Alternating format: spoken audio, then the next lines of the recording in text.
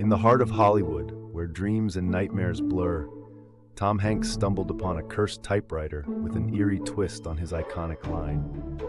Life is like a box of horrors, it typed relentlessly, each keystroke echoing through the halls of his mansion.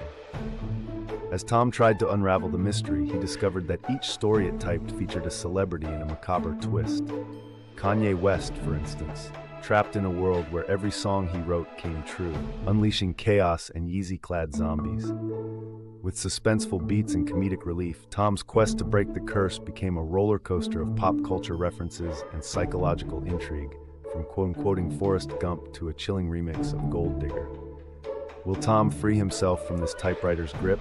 Hit like, subscribe, and comment to help Tom find the next celebrity character in this satirical horror saga. These stories, some may be true, but likely not. But does that